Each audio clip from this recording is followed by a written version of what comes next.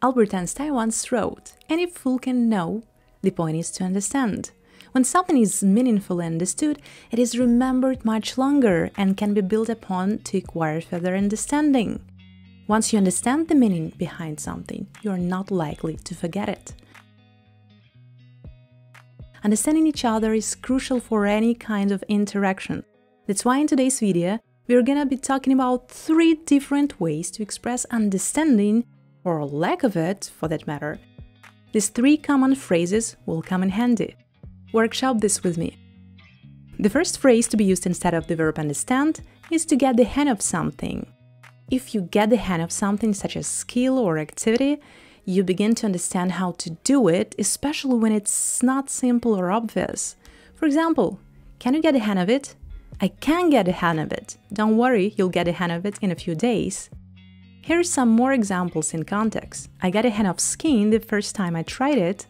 Once you get a hang of it, salsa dancing is really addictive. Learning how to put in contact lenses can be a bit challenging at first, but once you get a hang of it, it will be no different than brushing your teeth. 2. If you understand the other person and their personal experience, because you've been there, done that, meaning you had a similar experience, you say, "I can relate to that." Or if you don't understand what it's like to be in someone else's shoes, you say, "I can't relate to that." To ask if the other person understands what some situation feels like, say, "Can you relate?" Talking about can and can't, if you'd like to learn about their actual pronunciation in real speech, I'll share the tips on how to sound natural and distinguish between can and can't at the end of this video. And now take a look at a few more examples in context. Marriage can be hard. I can relate to that. I know exactly how we feel. Being employed by a small company, I've built close working relationship with all the staff and management.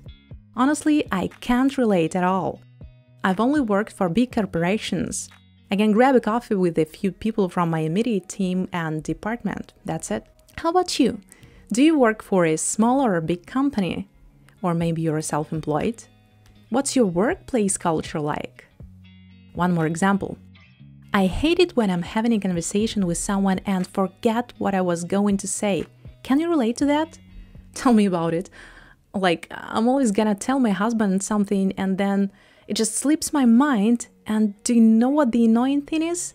I remember it out of the thin air after the conversation. I mean, seriously. By the way, what do you say when you forget what you were about to tell? If I lose my train of thought, I'd say something like, "Where was I?" To ask the person I'm talking with to remind me what I was telling. 3. Bear with me for another few minutes or so, because we have one more useful phrase to look into. It's used to say that you understand someone but don't necessarily agree with them. If you say to someone you know or see where they are coming from, you mean you understand why that person has a particular opinion, but you don't have to be of the same opinion with them. It's a good sentence starter. I see where you're coming from. I don't know where she's coming from. Do you see where I'm coming from? Now, let me come up with an example. Say, for instance, you're having a conversation with a friend of yours, and you're sharing a plan to relocate to another country. You see better opportunities there. You're so excited about the mere fact that you can start over, okay? And the thing is that the opinion differs. Your friend doesn't want to lose you. He thinks it's hard to start from scratch, right? So let's say, for example, you are discussing this whole thing with your friend, and then your friend says that he doesn't think it's a good idea. Bummer, right? But you don't want to come across as aggressive with him because you want to maintain friendly relationships, right? So you would tell them, "Listen, I can definitely see where you're coming from on this, but this is my life and I know what's best for me. Besides, if things don't work out there, I can always come back." Okay, let me come up with another example. Say you and your husband are shopping for a new car. You know how marketing works, right? They rush you into buying things, okay? So you go to the dealership, you see this fancy car that you've been dreaming of, the car salesperson does his magic on you and you say to your husband, "They say it's a one-day offer. We should buy it right away. It's a good bargain."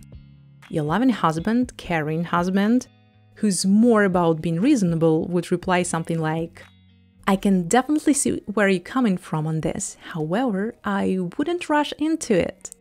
So, the phrase, "I can see where you're coming from," is a caring way to say that you understand how the person feels, but you don't agree with them.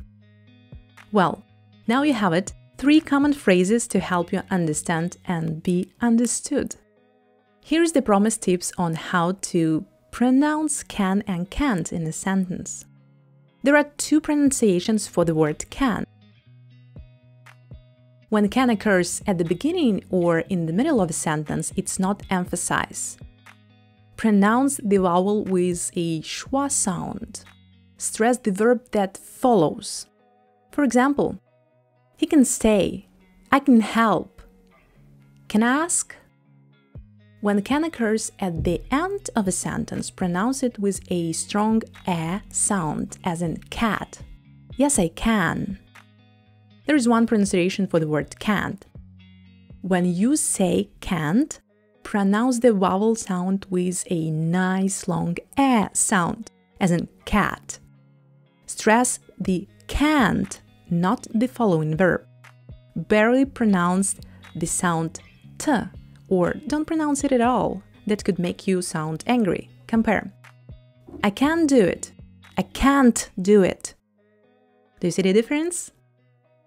And here are some more examples. He can't stay. I can't help. You can't ask. Okay, that's it for today. Thank you for watching and have an enjoyable day.